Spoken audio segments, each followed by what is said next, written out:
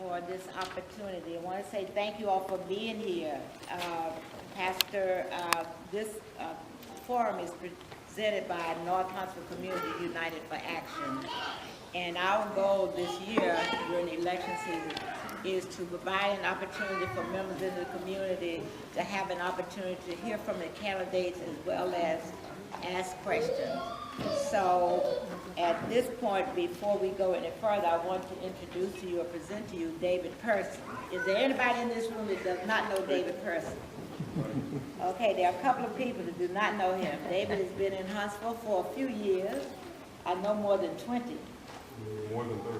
More than 30. He is well known on the TV and radio. He's a journalist. He writes articles, op-eds, etc. But he's a young man that I have a lot of respect for, and we are honored to have him to serve as the MC. If you have any additional questions, I think he will be open and honest and will listen to your question and probably try to provide you an answer. So thank you all for being here. David.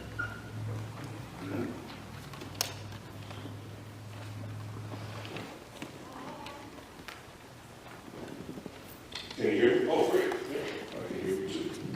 Welcome, everyone. Good to see you here tonight for this candidate forum. Again, we want to thank our gracious host, my favorite cousin pastor, Pastor T.C. Johnson, and also the members and the staff of this great church, St. Luke Christian Church. Also want to thank State Representative Laurel Hall and those other folks who are part of the North Huntsville Community United for Action. This is a great opportunity, and it's an important one, because as we all know, a week from today, we're going to be making some decisions that are going to have an impact on us for the next 2 to 4 years in some cases.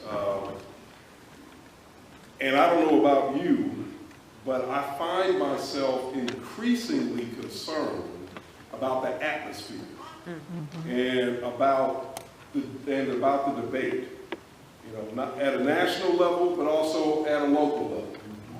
And quite honestly, what really concerns me is that far too many of us do not participate on the local level and on the state level. And then that consequently means that we set ourselves up for some very challenging and even serious and difficult situations. So I'm glad to see that you're out here tonight, and I hope that all of us will make ourselves, as the old folks used to say, a committee of one to go out and vote and to get others to go out and vote. That's really crucial, much more crucial than I think we realize often. So again, thank you for being here, and we're going to get started. I think I've got all of the names of the candidates. If I miss somebody, just correct me. But I'm going to go with what I've got now, and I hope we have enough seats for everyone. I'm going to start with the sheriff candidates. We've got Tim Clardy for sheriff. Tim, come on up. Let's give him a hand. Tim Clardy. Also running for Sheriff Kevin Turner.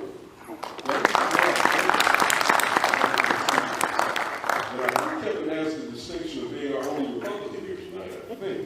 Is that right? Oh, we got 2 Republicans? That's wild. Now, don't think that I'm picking on you just to be picking on you, but your party is not always present in black churches. Am I lying, anybody? Right now? Am I lying? Okay. So we're glad to see you. We're glad to see you. All right. And let's continue on. J.B. King, House District 10. Where's J.B.? There you go. It's 10, yeah, House District 10. All right, and then we've got a Libertarian, I believe, Elijah Boyd. Yes. House District 4.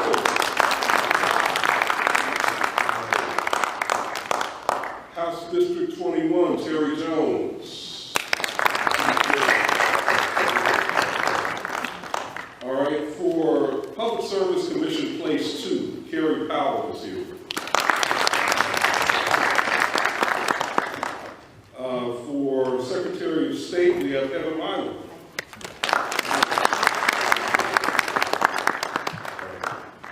For probate judge, we have Michael Walker. Come on.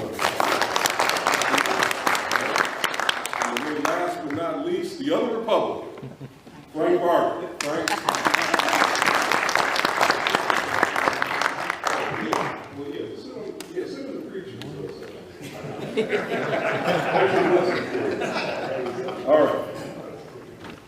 Okay, so let's move into now a discussion, and I guess we'll start first by, since we've got this broad, slate of candidates here. And did I miss anybody? I got everybody? Okay. Why don't we go ahead and have each of you make a short opening statement. My name is Michael Walker. I'm a Democratic candidate for Madison County Probate Judge. As I always like to say, I'm a family man, a man of faith. I'm a dedicated public servant, have retired from law enforcement after 31 years of serving the community in law enforcement. I'm also a licensed attorney in the state of Alabama. And I say that because the probate court is the only judgeship in the state of Alabama where you can serve and not be a licensed attorney. And I think with Madison County being as progressive as it is, we need to have a licensed attorney to serve as a probate judge. When you think about the complex issues that the probate judge deals with, adoptions, eminent domain issues, conservatorships, guardianships, constance wills, and also serving as the chief election official for the county.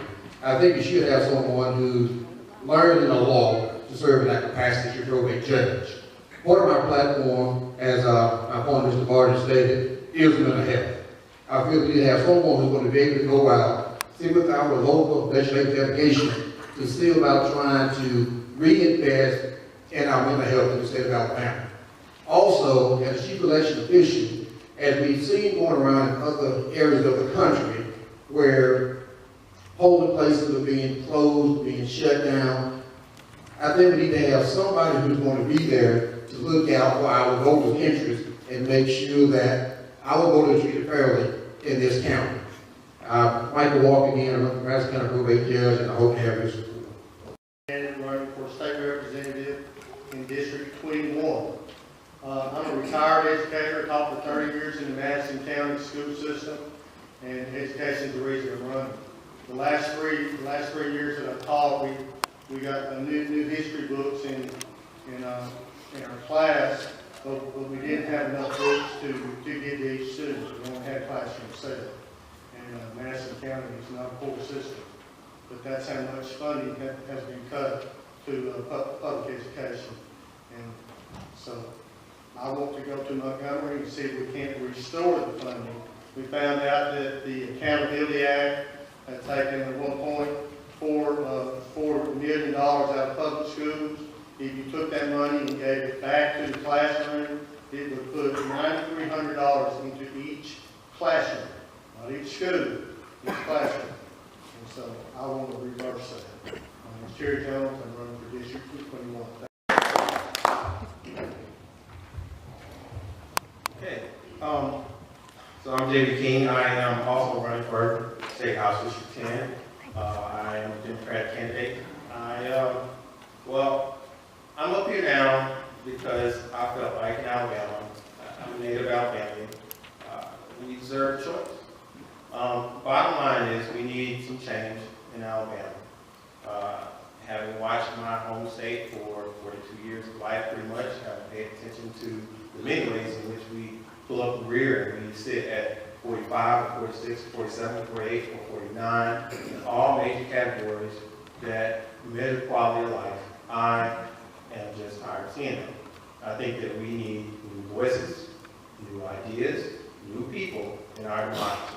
Now, to tell you about me, occupationally I'm an engineer, but I'm not really standing in front of you as an engineer. I'm standing in front of you as a father. I have 3 children who have grown up in Alabama and have grown up in the Alabama public school system, 3 children who I hope will be productive adults, and I would like for them to be productive adults here in Alabama.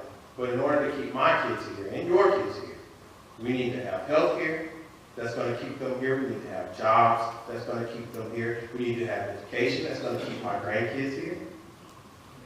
We need to have training to make sure that my kids who don't want to go to college and still get the training they need to get a living wage and stay here. And we need to figure out a way to make college affordable for more people. Those are the things that I would like to see in Alabama. I would like to see Alabama stop pulling up the rear. I would like to see Alabama find ways to lead. Up here in North Alabama, a lot of engineers like me, we got a lot of smart people, a lot of rocket scientists. We need to be using and leveraging some of that to innovate our way out of the problems that we have in Alabama. And we can't do that with people who've been in office for 16 to 30 years. We need voices. Good evening. My name is Clardy. I'm running for sheriff in Madison County. I'll tell you a little bit about myself to start with. I'm a retired Huntsville police officer out there 32 years. I have a son that's a sergeant at the police department, and a nephew that works there also, and a few other district 10 folks. But I'm running because we got a problem within the sheriff's department, and I encourage all of you that I didn't get to get one of my cards. I got a website on it that I've only mentioned a few things that the sheriff's department has been involved in. We paid out, and when I said we, I'm talking about us as citizens. We paid out almost $1 million through the insurance, as the sheriff said, for misconduct by deputy sheriffs and everything. And the sheriff kind of laughed about it when he said it on the news. But I'm wanting to get in there to hold people responsible for their actions. I mean, nobody's above the law, especially not the law. And I want to make sure that's the way it goes. Well, we've got a lot of different things within the department also, not just the deputy down the street. We got sexual harassment cases. We got lawsuit after lawsuit about people dying in the jail. We had one son dying there from gangrene. Well, that's something he didn't have when he got in there. So there's a problem in the medical side of it, but the sheriff is responsible for that also. We got so many other things going on. We work to get some traffic that have not been addressed out into the county. We have too many people that are getting hurt and killed due to reckless driving and speeding and everything that the county does not address. There's just several other things that goes on that we're going to work on with drugs. I've said in the past, I have ran, and I said then that we got a drug problem. Madison County's covered with bad drug problem. Current sheriff said we didn't have a drug problem. Said that our problem was cybercrime. Well, now, you'll hear that my opponent's been made. We got a drug problem. So I said it, he's going to say it. I just need y'all to keep me in mind. I'm Tim Kari, running for sheriff. Thank you. So I just want to clear that up. And these are both statewide positions. They're not districts. So place 1, place 2, and the president of the Public Service Commission all serve the entire state. So Kari McClure and myself, Kari Powell, will be on everybody's ballot in the state of Alabama. Okay? And the Public Service Commission is the most important commission that you've never heard of. They exist to regulate powerful utility monopolies in our state. And right now, those 3 commissioners are working really hard to protect the profits of those utility monopolies. Right now, Alabamians pay the 2nd highest residential energy bills in the entire nation. And our largest utility company, the company that serves the most amount of households in our state, is also the most profitable investor-owned company, utility company in the entire nation. That's wrong. We are one of the poorest states, and Kari McClure and I are fighting for the people of Alabama. We are not going to be fighting for these huge utility monopolies. The other thing that the Public Service Commission has a lot of say over is the pathways for clean energy to flourish in Alabama. The Public Service Commission in 2012 enacted was essentially a tax. They call it a reservation fee. If you put solar panels on your home in Alabama Power Territory, you pay the utility to generate your own electricity. So we want to get rid of that. We want energy independence to flourish and all the jobs that come with it. Thank you so much. All right, hi, I'm Heather Milam. I am your Democratic candidate for Secretary of State. St. Luke's Christian Church, thank you for having us. Pastor Lewis, thank you so much. And you said something when opening this event tonight. You said voting, it's a matter of right. And that's why I'm seeking the office of Secretary of State. Alabama ranks 46th in voter participation. We continue to put up barriers between our voter registration and our right to vote. That is wrong. We need to remove those barriers. We need to expand precincts and voting locations. We need to expand early voting. We need automatic voter registration for young adults turning 18 because it is a right according to the Constitution and the 26th Amendment. That is something my opponent doesn't believe in. So I'm seeking this office to make sure the Secretary of State office is a resource for you. It needs to work efficiently for citizens of Alabama, and I think it's time we elect someone to that office who genuinely wants to put the public back into public service and serve the citizens of Alabama. Thank you so much. Several of you have talked about how important it is to vote. Alabama makes it hard to vote. The facts show that the problem of voting twice or dead people voting is really small. The facts show that standing in the way, disenfranchisement is a real problem. I'd like to hear, particularly you and the probate candidates, what you have to say, but what anybody has to say about that.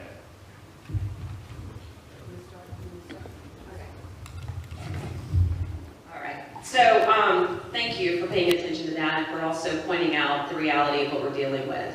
There have been studies upon studies showing that voter fraud truly is statistically almost non-existent. But let me also say this, when it happens, it's a very serious issue. And that is something that we do need to pay attention to. But when you look at the last survey I saw, looked at over 1 billion votes that were cast between the year 2000 and 2017 nationwide, and there were only, out of over 1 billion, 31 cases of in-person voter fraud. Again, statistically, that's non-existent. I think the bigger challenge here in the state of Alabama is that we continue to put barriers up into accessing our right to vote. I'm going to give you a few examples. When the voter ID law went into, when we passed the voter ID law a few years ago, it had been queued up and waiting in Montgomery for when we gutted the Voting Rights Act via Shelby versus Holder, and SCOTUS ruled on that and gutted provisions within the VRA. Alabama and many other states began to pass rules making it harder to vote, solving problems that they said existed, but in fact really don't. So they were selling us a bill of goods to put up additional barriers to us accessing our right to vote.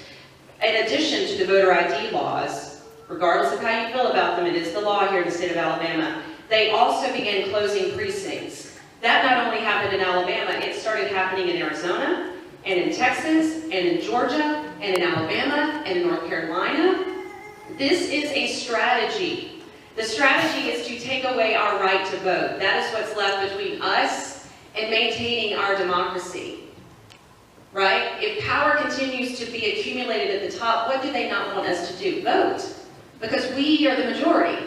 People in America and in Alabama genuinely want to go vote. But when we condense our voting process into a small 12-hour window on a Tuesday, we're not doing anything to help people vote.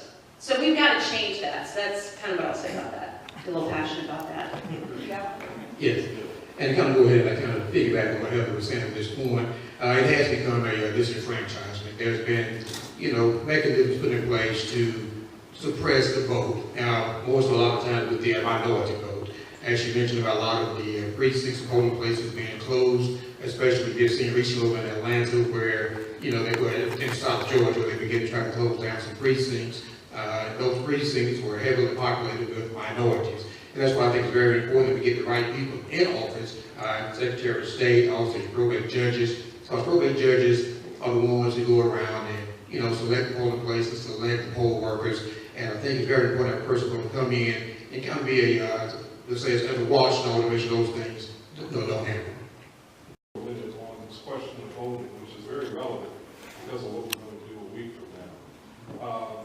A friend of mine who is a professor at Oakwood University, in fact, he's a political science professor. His name is Preston Foster. And because he posted this on Facebook, I think it's fair game for me to bring it up today.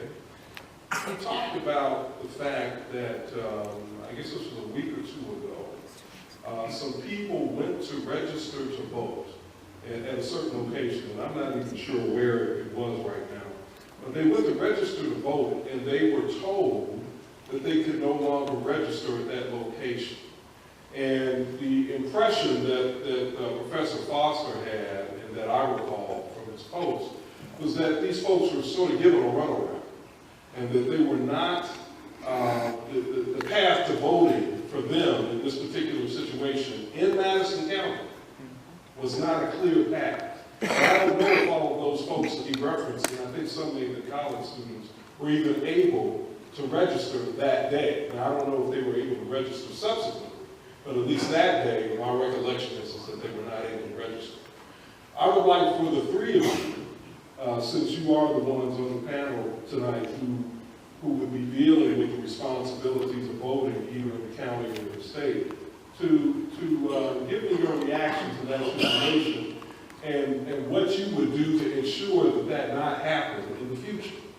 And Frank, since you have the mic, why don't you start? Registering to vote should be one of the easiest things you do. And there are multiple avenues to do that. You can register electronically. You can request a paper form online, fill that out online, mail it in. You can go into any government office, any state level office in the county, and you should be able to pick up the voter registration form. Now, I don't have an explanation for what occurred. I was made aware of the Facebook post. I know what you're referencing. Okay, good. I can't explain why they received the runaround. We do have one office in Madison County, the Board of Registrars. The Board of Registrars in every county oversees the voter registration process, the maintenance of the voter list. And so if you were going to register in person and you wanted to talk to, quote unquote, an expert in that process, you would go to the Board of Registrars office. For many years, they were located in the courthouse on the 5th floor, and they moved, I believe, 4 or more years ago to a location on Cook Avenue, which actually was intentional. It's a much more easily accessible facility. You don't have to park downtown, try to get into an outdated courthouse. There's ample parking. It was moved with the intention of being more easily accessed by the public. Why folks received the runaround, I can't explain that. I didn't deal with that issue at the time.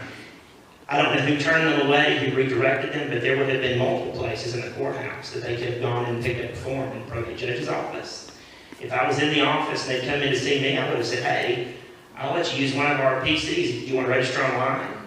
Do you want to go register in person? Here's how you get there. Would you like a form? I think we could do a better job of ensuring every office in the courthouse is educated on that. Right. I'm not sure why they were redirected. Right, to move this along though, Frank, I think the problem is it was the last day that they could register to vote. So this runaround took place on the 22nd, right? So, you know, again, real quickly, and I appreciate the context you provided, but real quickly, what would you do if you were a probate judge and you heard about that? What would you do to ensure that this not happen again? Well, I think I've already mentioned that. The one thing I would do is ensure that every office in the courthouse knew the process, even if they're not involved in elections. I think that's something we can do. Again, every office in the courthouse has forms available. They could have easily been redirected or given access to a computer. We have public terminals in the courthouse. And so it would be as simple as educating every office, whether or not they're involved in elections, on if someone pops in to see you, if someone has a question. Again, I don't know what office they interacted with at the courthouse. I don't know who redirected them. I'm If assuming they- this is Cook Avenue location, but okay. Well, if they had entered the Cook Avenue location, that's where the Board of Registrars is located. They've handled their registration on the spot. Okay. Michael? Yes, excuse me. As our friend said, you know, voting registration should be a simple process. If I was a probate judge, something would happen. I mean, definitely trying to figure out which office was involved with this, which office actually, you know, turned these people around and said they cannot vote.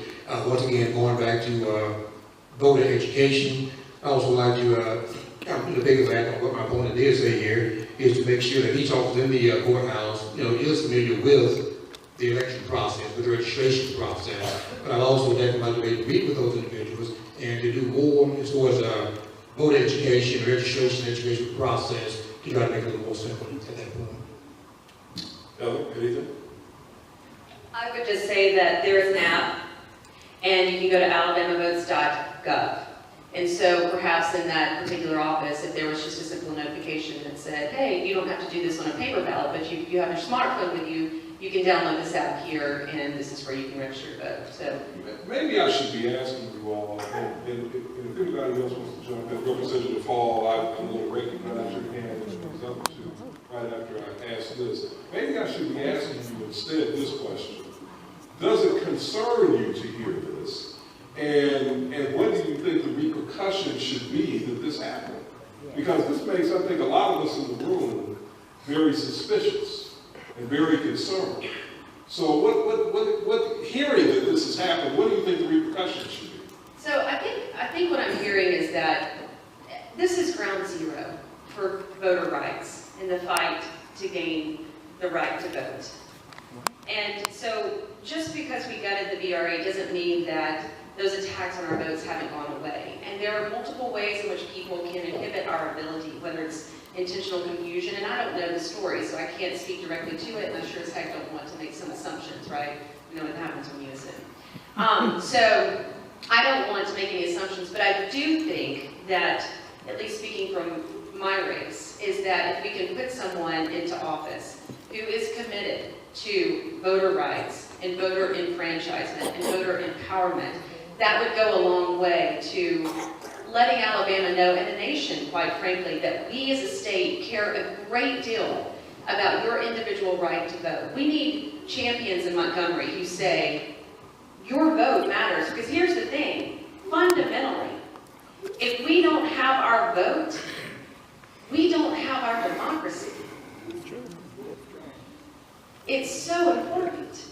And we have to speak truth to power. We have to remind people of that. And so when these types of challenges happen, we have to take it very seriously. And as far as who the person is, or the chain of command, or how that type of, I don't know if you call it punishment, but making sure that people are educated and have the access to the resources they need is so important.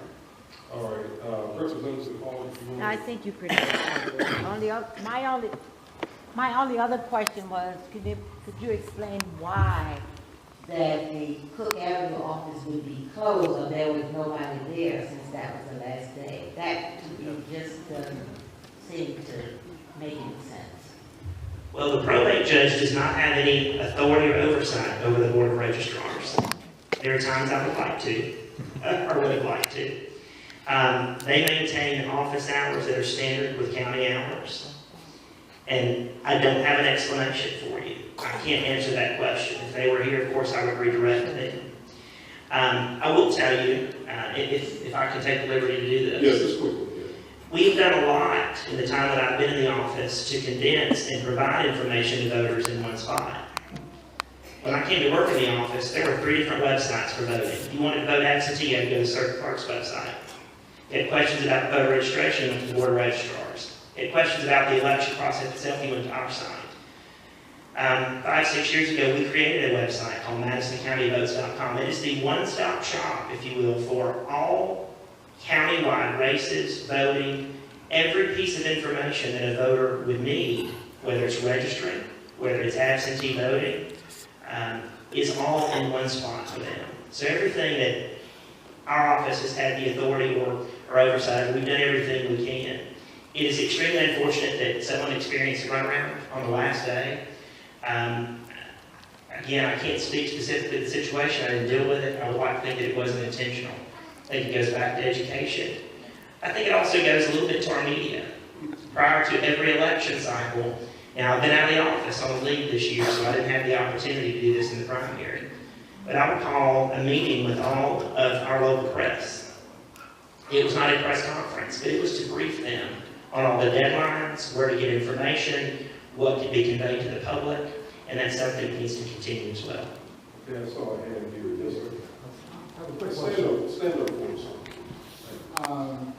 As Secretary of State, what are your ideas on same-day registration, which is something that's being considered in several states? I'm absolutely for it.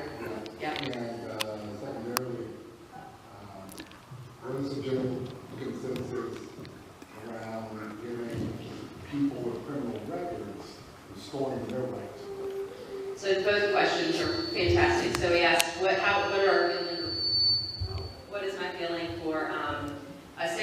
voter registration, meaning that even on the last day of voting, you could still register the day of.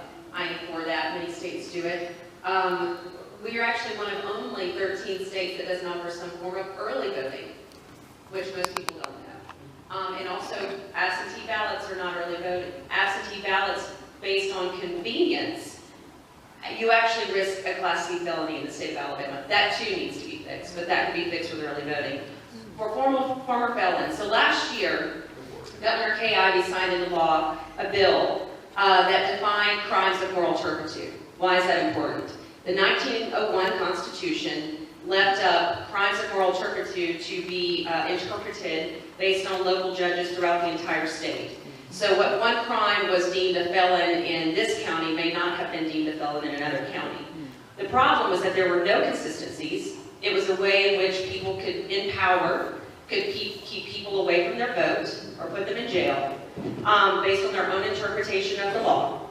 But upon signing that, we effectively, the Southern Poverty Law Center estimated somewhere over 200,000 Alabamians may have indeed gained their right to vote. My opponent has said, I will spend no resources or time educating these individuals, despite the fact that he has said, if you have challenges getting to the voter ID van when they're in the city, I'll come to your personal home and help you get a voter ID. Yet we have, at this point, at least 130 to 150,000 individuals who still don't know they have their right to vote. We need to be using resources. We need to be using the press. We need to be using education to help these individuals, because right now, we're leaning on the SPLC to do it and other small grassroots organizations to get this done. Yet again, we've got over 100,000 Alabamians who have their right to vote who don't know it. And even if they do know it, they don't know how to gain that right to vote. So we have a lot of room for improvement. I mean, just signing that bill into law was a big step forward for the state of Alabama, but we have a long way to go. JB, I think you wanted to jump in. Yeah, I just wanted to say something really quick. From a legislative standpoint, I've heard the arguments and I heard the question, and I think I understand the situation, right? So one of the things that I've learned in the process of running here, and again, I'm an engineer, I wasn't all that familiar with law and how the government works, but as an engineer, I'm looking at this as a system. One of the problems that I identify with our system is that we have 926 amendments. Most of them don't do anything substantive.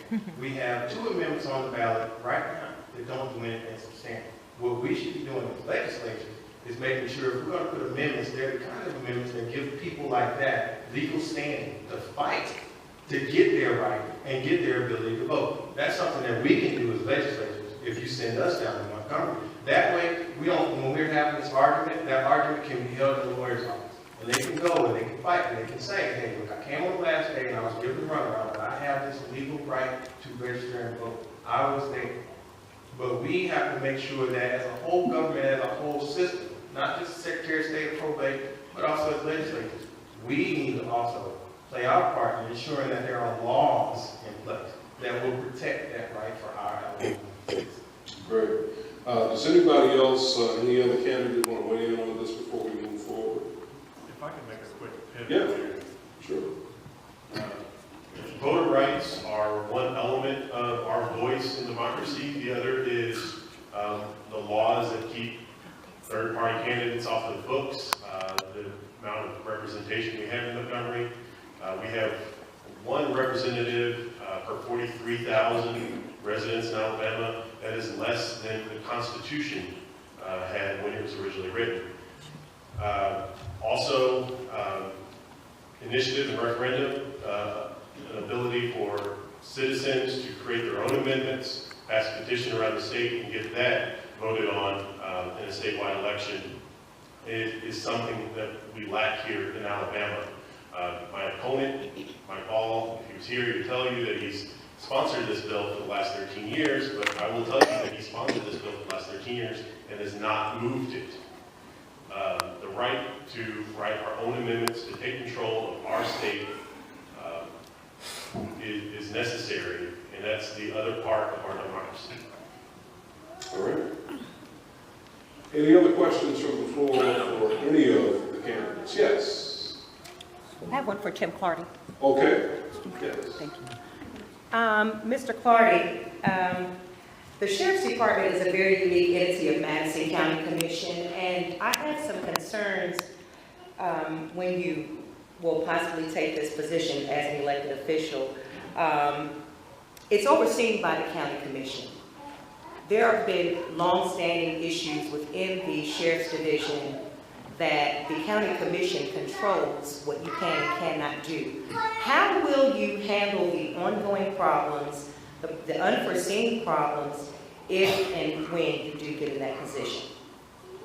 Okay, a lot of the problems that I mentioned a while ago is internal within the department itself, that the county commission is not controlling. That would be the sheriff himself, or his discipline and holding people responsible for the actions that they do out on the street, as well as the jailers and civilian employees.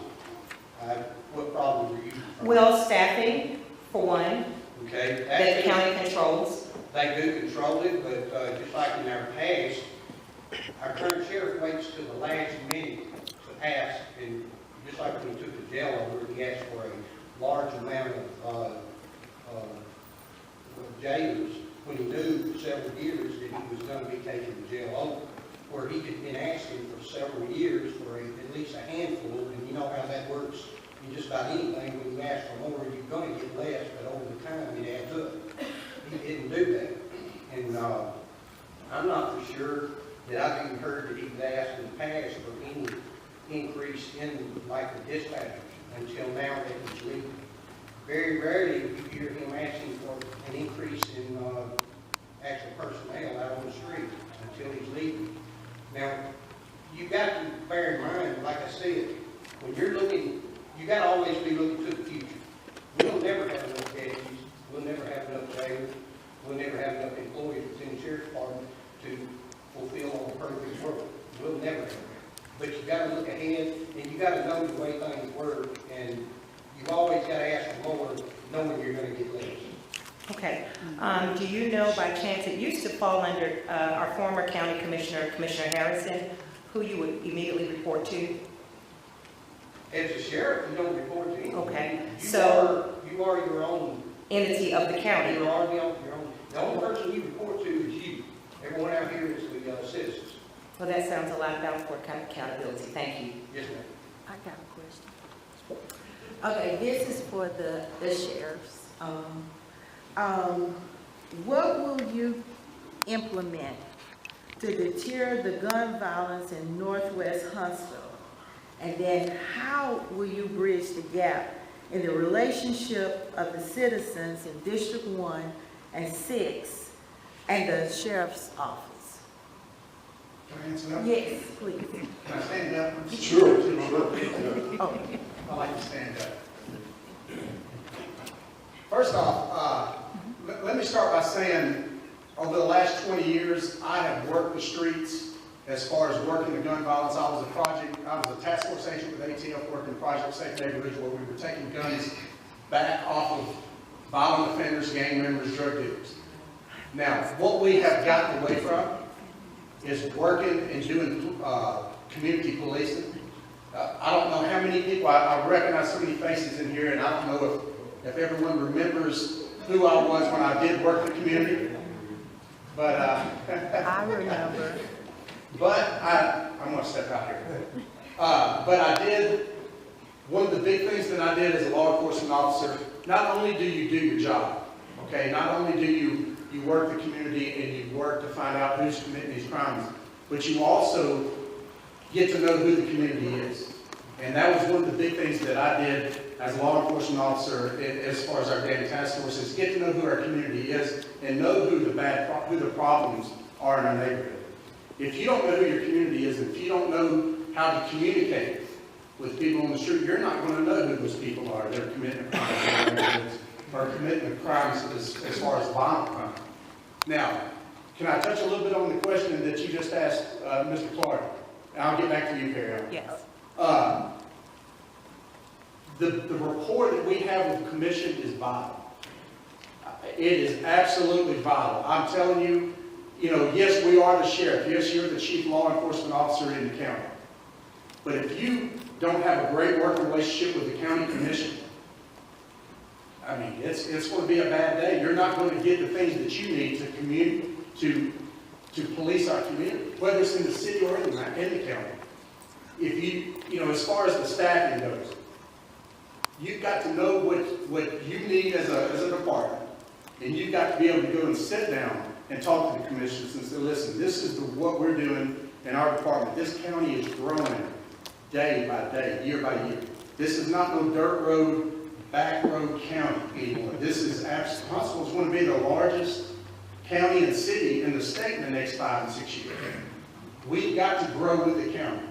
And when you do that, you have to have a relationship with the commission.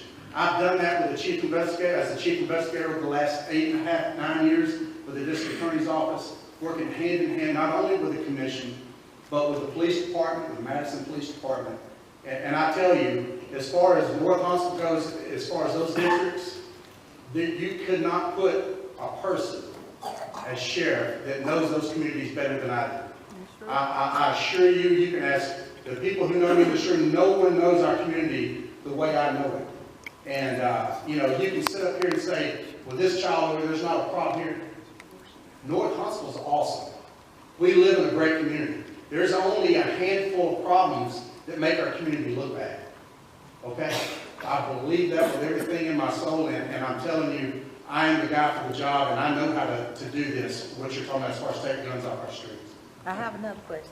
Okay, I tell you what, let's spread this around a little. And we'll never have enough deputies. That is alarming to me.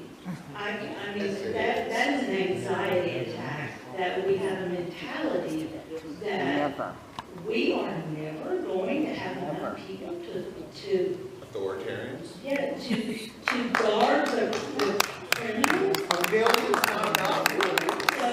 So, and here's my statement to that, and there's a lot of people in jail and prison that should not be there, and if we took those laws and made our laws strictly protecting people, their person and their property, and take out what they do in their private life, I believe we would have enough jails. And I was just like, Let's give them a chance to respond. Good. Thank you. Okay, I did say in a perfect world, I said in a perfect world, we would have enough. And I did say we would never have enough. And that's with the existing situation we're in now, because they're not going to fund it. I agree with you, there's a lot of things that need to be changed, but what we are facing right now, as the way it is right now, we'll never have enough people. We'll never have enough officers on the street, is what I'm referring to also. so if you were the sheriff, would you be in favor of changing laws that would put people in prison or jail for nonviolent crimes against nobody, as a means to save money, have enough jail? And after that question, we're going to move on. Okay. So answer 10, we're going to move on. Okay, as a sheriff, all you can do is put your opinion out and talk to the Correct. judges. The judges are the ones, and the legislators are the ones that changes law, makes laws, and everything like that. The sheriff only enforces. So they can request, they can put their opinion out there, but a lot of times it all falls back on the legislature and the judges, and they're the ones that you're going to have to really convince as far as the laws and everything goes. Because the judge, I mean, the sheriff is not doing what the law says. Oh, excuse me, I didn't mean that to be so loud. Did you finish your answer? Okay. You see what you're doing? You're stirring up stuff. Okay, now ask me a question. Yes, you do. Go ahead. You don't know these people. You're a rowdy one, aren't you? Get some security on me. I got it. Oh, TC said you got it. Okay, go ahead. Ask her questions, dude. Ask her questions. Seriously speaking, one, we know that even here in Huntsville and all across the country, the jails are now being used for 80% mental facilities. Empty lecture, what would you do to combat that? And would either of you consider, if it's an ounce of less of marijuana, what is your take on legalizing it and not being so harsh and giving destroying people's lives if they're caught with a blunt or something's personal use? male or female, just stop like that, then that's a 20-year sentence for personal use of marijuana. So you want to know what their position is? Yeah. All right, thank you. All right, who wants to start?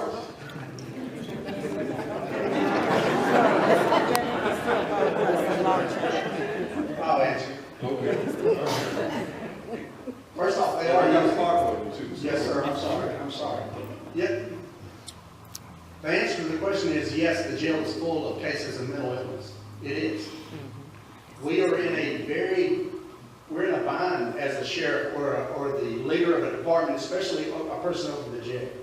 We're sort of stuck in a pickle with it because, one, it's a resource, it's resources and it's legislative, okay? You have to have the state and you have to have the resource. You have to have Taylor Harden. You have to have all these people with beds to house people with mental illness. And there's two different kinds. We can't even, the jail, and I'm glad Captain Bullock is here tonight. He can help me with a little bit of this. But the jail has its own doctors, it has its own nurses, it has its own staff over there. You can't even evaluate someone if they have a mental illness until they detox. A lot of people are coming into jail, addicted to drugs, heroin. A lot of it's heroin now and opiates. So you have to go through a period of time. I agree with you.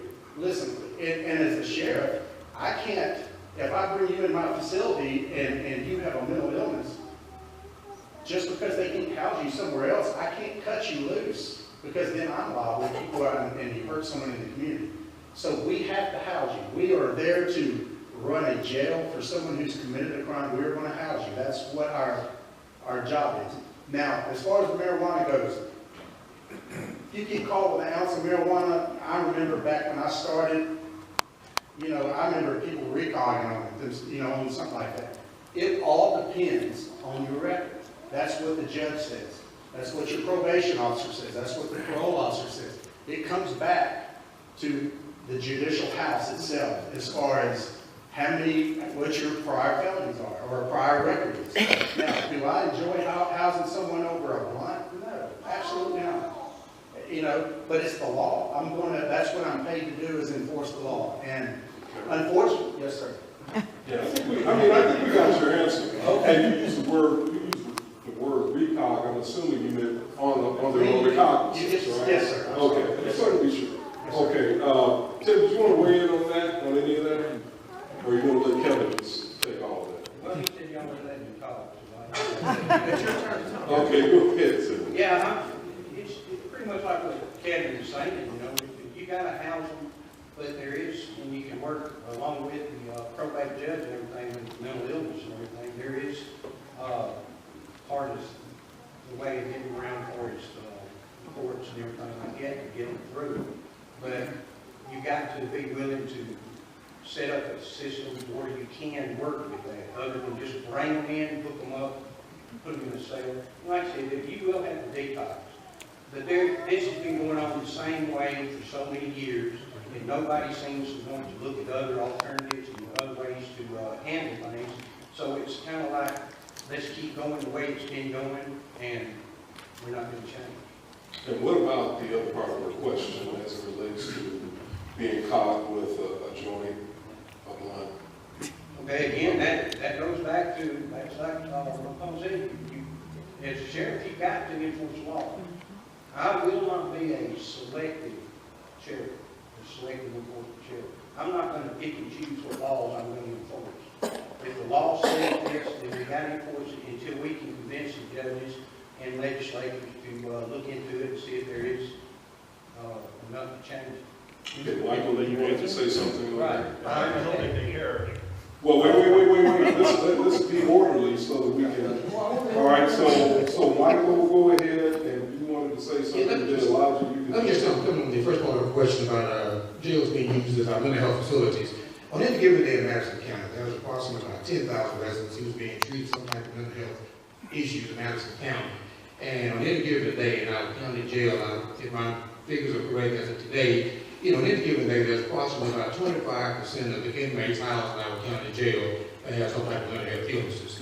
I think what we need at this point is get with our state legislators, because going back to 2009, our state legislature took away approximately $40 million from mental health. When that happened, that means that mental health hospitals had to close, consolidate, we lost all the mental health officials and persons at that point. So I think we need to get back with our state legislators to see about getting that money to reinvest. It needs to be an investment. To reinvest in our mental health, I think that we could treat those issues on the front end. If we do that, that will go back to maybe address this community issues here about Clardy's issue, dealing with not never having enough jails to work out jails. If we can treat those issues on the front end, we could probably prevent certain crimes and individuals from going to jail. So I think there needs to be something done collaboratively with our local government, state government, county government, to have some type of alternative for officers. In other words, I was going for 31 years. Okay. And sometimes you meet someone who has mental illness, you only have two choices, the hospital or the jail. Let's go to So it needs to be an alternative. Let's go to Elijah. Go ahead. So I was saying, like you said, that the citizens here are who the sheriff answers to. And if you turn an eye on a blunt, on an ounce of marijuana or less, or any amount more than that, these are the people who will say, yeah, you did a good job letting those people go. No one here is invested in locking up their neighbors or their coworkers for using marijuana. None of them. Nobody wants that. And these two sheriffs here said that they want to enforce the law as it's written. I will fix that law. I will take the discretion out of law enforcement and the judicial system for locking people up when they've not hurt anyone.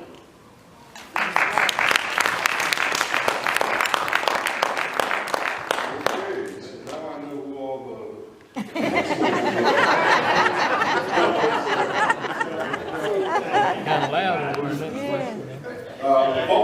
Reverend Shankston, I think you were waiting for a while. I apologize. Go ahead, Reverend Shankston. I'm sorry, Frank, if I could have just a moment. If Reverend Shankston is okay with that, you okay with getting and then Reverend Shankston, you'll be right after. I wanted to ask. Or you can go now. I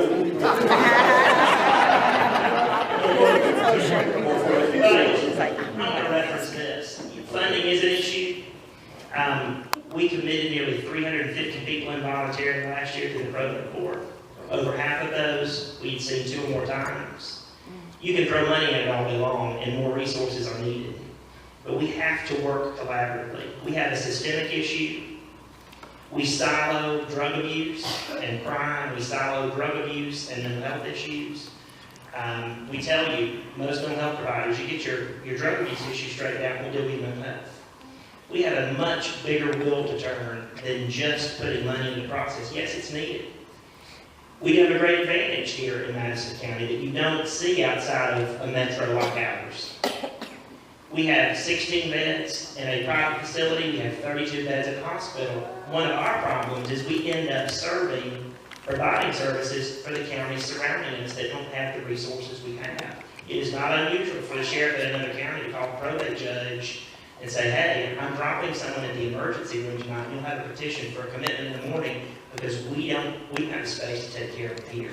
All right. Thank you. Reverend Shankston, thank you for your patience. Yes, I want to ask Mr. Turner, when she asked you about the guns, you never answered the question, do you have a specific formula for dealing with getting more guns off of the streets? Well, there's several different ways you can do it. You can do it by community policing, which means work and police your neighborhood, okay? And if the community itself wants the guns off the street, then we have to allow the officers to do their job. What I mean by that is when a person or when a police officer sees or has probable cause, we have to act on that. Guns in our streets is overwhelming. I mean, every time as a police officer we're getting out of the car now, you can just about rest assured there's going to be a weapon. Now, you know, the police, we often do the gun drop-off deal. That has worked very well in the past. Now, this new generation that is coming up, I tell you, I don't know whether that will even work. But aggressively policing our communities, knowing who the people that are committing our crime in our neighborhood, working with the federal authorities, When a person is in possession of a handgun and he's a violent offender, don't put him in state jail. Don't put him in the county jail because all he's going to do is bond right back out. You put him in federal prison, he's going to go do 5 years. Completely. He's going to do 85% of that. All right. Okay? That answer your question, Rick? It does? Well, I'm sorry. I mean, you want a quick follow-up, or since you've been so patient, you want a quick follow-up? Or? No, I said he kind of danced around it, but he didn't answer. I asked you as a sheriff, what specific formula would you come up with to try to get rid of some of the guns on the street? I would definitely do a gun take back. I would definitely inform my patrol deputies to go out and aggressively work our communities. I would follow up with all the pawn shops and find out who is buying these weapons, and maybe doing straw purchases. Work with the ATF office. And, you know, a lot of people don't know what a straw purchase is. When you send a person in there that has no record, and they're buying 10 and 15 weapons at a time, that's a problem. And they're bringing them back to our community, and guess what they're doing? They're selling them for $50, $75 a piece. People, the kids that are breaking in our houses out here, who are stealing all of our handguns out of our houses, are going to the local drug dealer to pawn their weapons for the dope, or their flat screens for the dope. You know who your problems are in your neighborhood. And the community's got to work with us. Absolutely. I mean, that is one thing back in the 90s, when I worked the streets on an everyday basis from 95 to 2006, I promise you I could not drive in a community without somebody in the community calling and letting me know what's going on out here in the community that day. And it is a very powerful resource for law enforcement. Thanks, Kevin. All right, Appreciate it. Bob, any question? I'd like to switch to the Public Service Commission. We hear a lot about keeping coal jobs in the state, but we don't hear much about the health care of those people affected by coal dust, etc. Your views on that? On the actual health care or the coal problem that we have? Coal. So I am a firm believer that we need to move away from burning coal to generate energy. And part of the reason is because clean energy is now cheaper than coal energy, so it would save us money on our rates. But also, when Twinkle Kavanaugh ran a few years ago, she said, jobs, jobs, jobs. And she made it sound like if we stopped burning coal in Alabama, we would be taking away coal mining jobs in Alabama. And that's very misleading, because we mine a very specific type of coal here. It is a higher grade of coal that gets primarily shipped out of our country to be used in steel fabrication. You would never use that type of coal in a coal burning power plant. We don't have that type of coal in Alabama, so we ship it in from Wyoming, Illinois, and Latin America. So when we protect coal mining jobs by burning coal for energy, we are protecting those jobs elsewhere. They're not in-house, okay? So I just want to clear up any misinformation about that. But also, I mean, it is She was also supported by the coal industry. What is? She was also supported Oh, by yeah. the coal So industry. the 3 commissioners that currently serve our state are primarily, their campaigns are primarily funded by the coal industry, and a big funder is Drummond Company. And that's the same company that was just convicted, one of their executives was convicted of 6 counts of bribery. They were paying an elected official to spread misinformation about a site, a neighborhood, that should have been an EPA Superfund cleanup site. But this elected official was walking around saying, don't let them test your soil, it'll just reduce your property value. And it turns out people there are dying of cancer at crazy rates. So we know how far this company will go to protect their profits, and the Public Service Commission is the government body that has the most influence on their profits, okay? So those 3 commissioners are champions of burning coal to create energy. We have 9 coal burning power plants in Alabama. We have at least 44 coal ash ponds. They dump lead, mercury, and arsenic into our waterways. We're #1 for freshwater biodiversity, but 100 of our fish species cannot be consumed. And also, we're hearing a lot in, international news about our problem with global warming. And here in Alabama, we have one of our coal-powered plants is the #2 emitter of CO2 in the entire nation. So we have a lot of problems that come from burning coal, and I want to move away from that. I want to push for renewable portfolio standards where utilities are mandated to have a certain percentage. Sorry, okay.